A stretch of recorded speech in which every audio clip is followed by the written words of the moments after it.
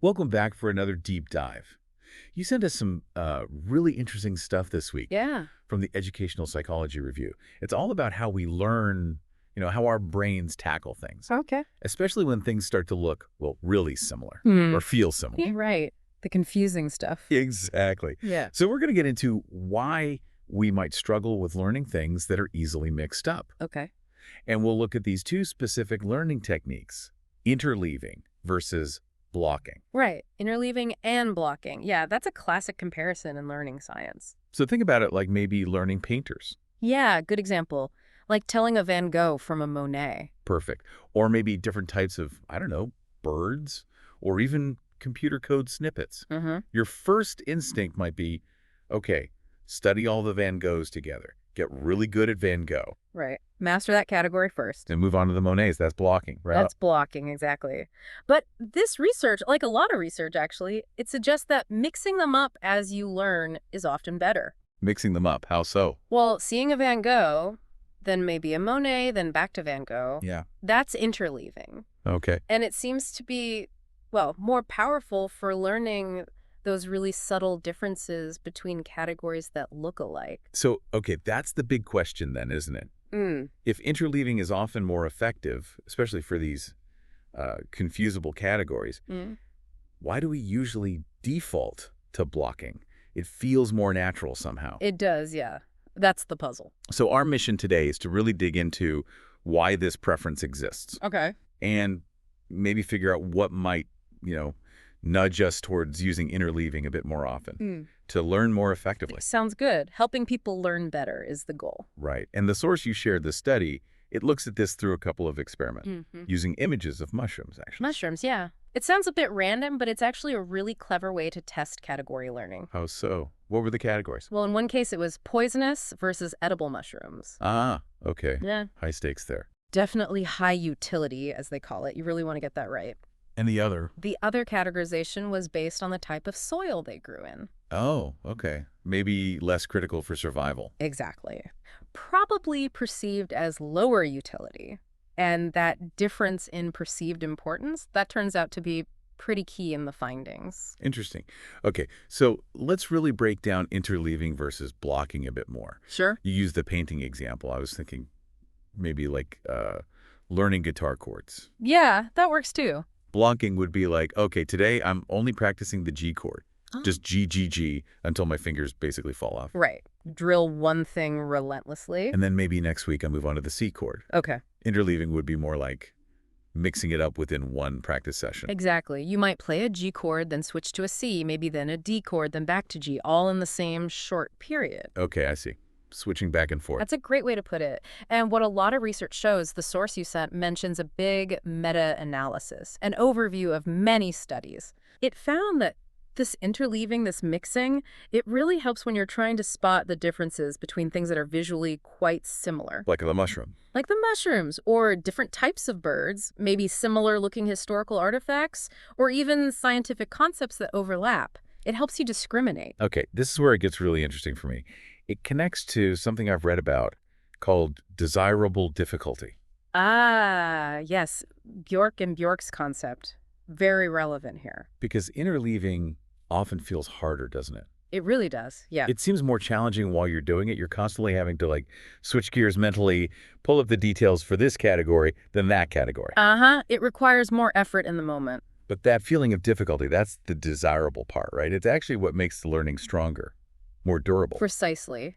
That extra mental effort forces your brain to work harder to distinguish between the categories. You're not just passively soaking it in. You're actively comparing. You're actively retrieving information, comparing features, noticing those subtle differences because you're switching back and forth. Okay, but even though the research points this way, when we're actually faced with learning confusing stuff, like those tricky mushrooms, our gut instinct is often blocking. Just focus on one type at a time. It usually is, yeah. The study mentions other findings that consistently observe this preference for blocking, especially with confusable items. We tend to shy away from that desirable difficulty sometimes. So if interleaving has this learning superpower for confusing things, why are we so resistant? That's the million-dollar question the researchers were tackling. They looked into what they called metacognitive and motivational factors. That sounds academic. It does, but it's basically about what we think about our own learning and what actually motivates us to choose one strategy over another. Okay, so let's unpack that. What's going on in our heads? Well, one idea is motivational costs. Think about it from your own experience. If you try interleaving and it feels harder, maybe a bit frustrating at first. Yeah, like you're not making progress as fast. Exactly. And if you don't immediately see a big benefit, you might just think, ugh, this isn't working, or this is too hard, and you switch back to blocking because it feels easier, more manageable, Right. Less friction. less perceived effort. The researchers suggest we tend to avoid strategies that seem more demanding if we're not really convinced they're going to pay off significantly better. That totally resonates. It's like, why take the harder road if you're not sure it leads somewhere better? Precisely. Okay, they also talk about something called meta-strategic knowledge.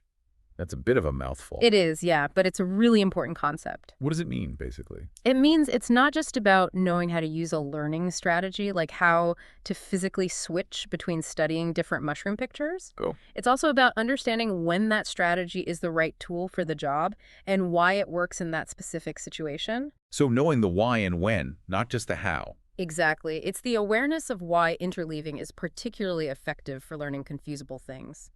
The study suggests that if we lack this deeper understanding, this meta-strategic knowledge about interleaving, we're just less likely to choose it, even if we technically know how to do it. Okay, so it's not that we can't switch between categories when we study. It's more that we don't realize when that switching gives us the biggest advantage.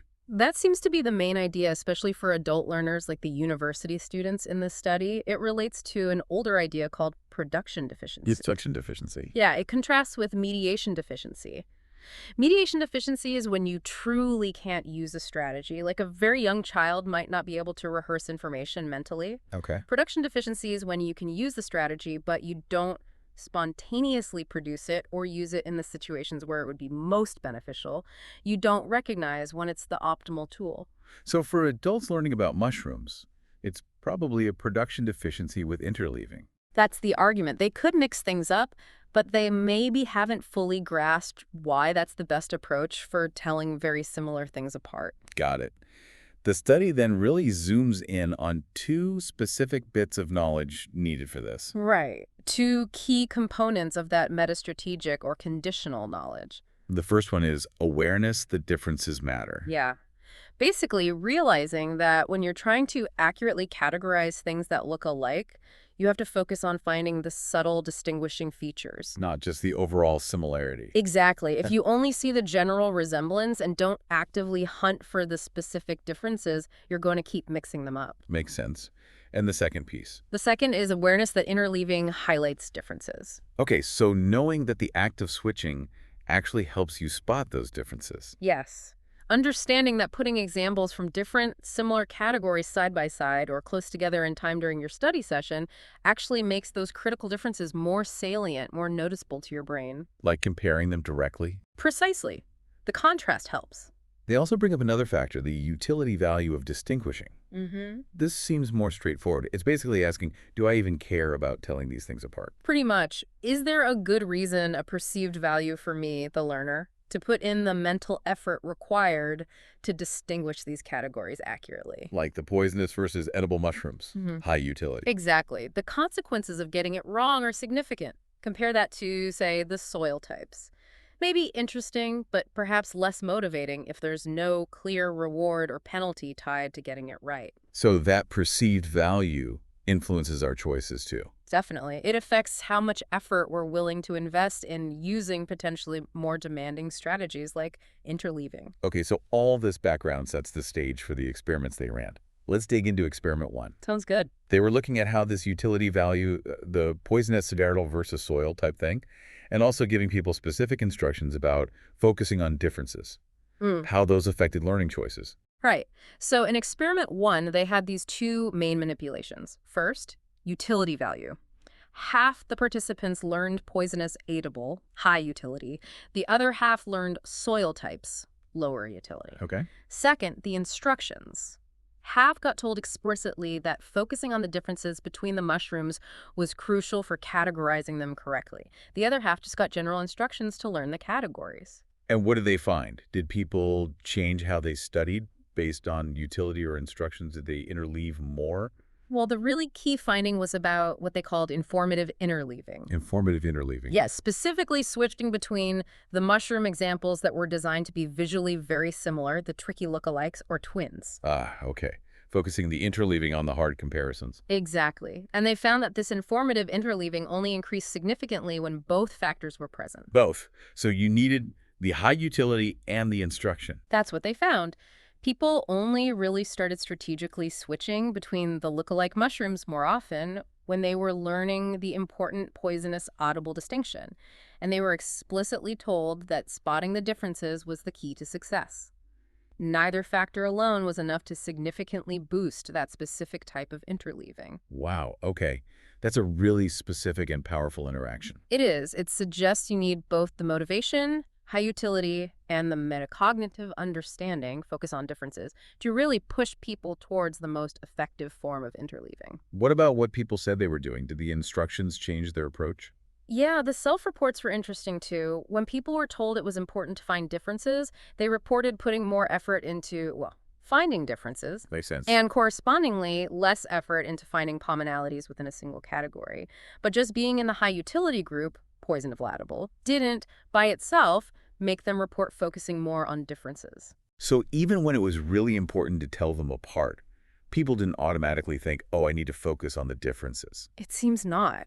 That awareness that differences are key when distinguishing is important seems to be something that needed to be explicitly pointed out. Okay, but here's a bit of a curveball from experiment 1. Mm-hmm. They found that the amount of interleaving people even the informative kind, didn't actually correlate with how well they performed on the final categorization test. Right. That was a surprising null finding. Yeah, it seems counterintuitive, right?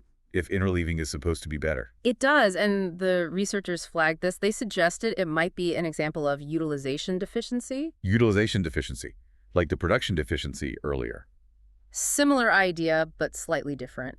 It means you might be using the strategy, interleaving, but maybe not effectively enough or in the right way for it to actually benefit your performance in that specific task context. Why might that happen? They had a couple of ideas. Maybe the constant decision-making about which mushroom picture to look at next added extra cognitive load that interfered with learning. Okay. Or maybe because participants weren't explicitly told which mushrooms were the tricky twin pairs, some of their interleaving switches might have been between less similar, less informative pairs, so they were interleaving but not optimally. That makes sense. They were switching, but maybe not always making the most useful comparisons. Exactly. So for experiment 2, they tweaked things to try and address this. They did. They tried to streamline things and provide a bit more guidance. How so? Well, first, they kept the utility high for everyone. All participants in experiment 2 learned the poisonous versus edible mushrooms. No more soil types. Okay, so motivation is high across the board. Right. Then they manipulated the instructions again. They tested the effect of telling people differences are important, like before, but they also added another condition where they explicitly told participants that interleaving helps highlight these differences. Ah, so directly connecting the strategy to the goal. Exactly. Trying to boost that meta-strategic awareness directly. And crucially, they gave everyone a helpful hint this time. What was the hint? They told participants that the really similar mushroom twins were always located in the same rows on the computer screen where they selected which picture to study next. Ooh, okay, so that makes it much easier to do that informative interleaving. You know exactly which comparisons are the tricky ones. Precisely. It reduces the guesswork and the cognitive load of figuring out what to compare. And what happened in experiment 2? Did this clearer setup change things? It did seem to. First, telling people again that differences are important, once again led to more informative interleaving, more switching between those similar pairs in the same rows. Okay, so that finding held up. Yes.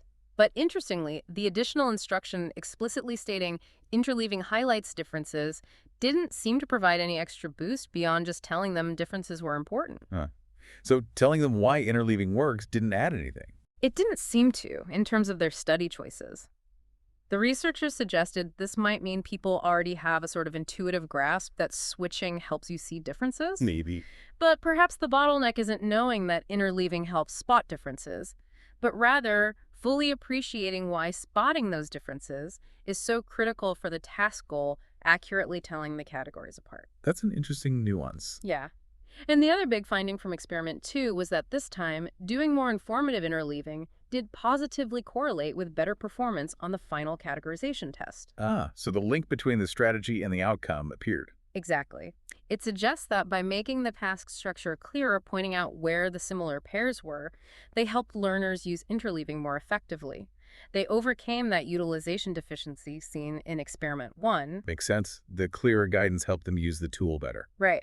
And they also noted that overall, people just interleaved more in experiment 2 compared to experiment 1. Which probably reflects that hint about the similar mushrooms being in the same rows. Made it easier to do. Very likely, yes. It made strategic interleaving less effortful and more straightforward to implement. Okay, this is fascinating stuff. Let's try to pull this all together. What are the main takeaways here? What can our listeners actually use from this? I think the core insight really is about why we often stick with less effective strategies, like blocking when learning confusing things. Okay. It seems it's often not because interleaving is inherently too difficult or because we literally don't know how to switch between topics. Right. It's more about not fully appreciating why interleaving is so beneficial specifically for telling similar things apart. It's a gap in our understanding and maybe our motivation. So it comes down to needing both the motivation, seeing the value in distinguishing the categories, Mm-hmm. High utility helps. and also the understanding that focusing on the differences is the key, and that interleaving is a good tool for finding those differences. Exactly. You need to understand the task goal, find differences, and connect the strategy, interleaving, to achieving that goal. So if I'm listening to this, what practical advice can I take away to learn, say, different types of statistical tests that always confuse me? Okay, good example. First, really convince yourself why it's important to tell these tests apart. What are the consequences of using the wrong one? That boosts the utility value. Right. Get motivated. Second, consciously shift your focus. Don't just try to learn everything about a t-test, then everything about an ANOVA. Actively look for the subtle but critical differences between them. What specific situations call for one versus the other? What assumptions differ? Focus on the distinctions. Yes. And third, actively try interleaving. Study a t-test example, then immediately look at a similar ANOVA example. Go back and forth between the ones you find most confusable. This switching should help make those key differences pop out more clearly. It forces the comparison. It forces the comparison, exactly. It's interesting, too, that the researchers mentioned we often spend effort finding commonalities within a category. Yes, and that's not a bad strategy in general. Understanding the defining features of a category is important. But maybe not the priority when the main challenge is telling similar categories apart. That seems to be the implication. When dealing with easily confused categories, the bottleneck isn't usually understanding what defines category A, it's understanding what separates category A from the very similar category B. So finding differences between categories might need to take precedence over finding commonalities within them. Shift the focus. Find the dividing line. That's a good way to put it. Okay, this has been a really insightful look at how we learn and maybe why our instincts about how to study aren't always spot on. Absolutely. Especially for this kind of challenging discrimination learning. It really highlights how our understanding of the task itself and our motivation shapes the strategies we choose. Mm-hmm. And that for getting good at telling similar things apart, consciously focusing on differences, and using interleaving as a tool to reveal those differences, that can be a real game changer. So here's something maybe for you, our listener, to think about. Yeah. Consider areas in your own life, right now or in the past, where you've had to learn things with easily confused categories. Could be anything. Yeah, maybe different types of wine, different programming functions, historical treaties, species of trees, whatever it is for you. Uh-huh. How am I consciously applying these ideas? Thinking about why it's important to distinguish them, focusing hard on the differences, and intentionally interleaving your study. How might that change how effectively you learn? It's definitely worth experimenting with in your own learning. You might be surprised. Maybe even check out the original study if you want all of the details, but the core message is pretty clear. Yeah, next time you face that kind of learning challenge, try mixing it up. Focus on what separates things. See what happens. Great stuff. Thanks for joining us for this deep dive. We hope this gives you some useful insights into the fascinating ways our minds learn. Hope so, too. Thanks for listening.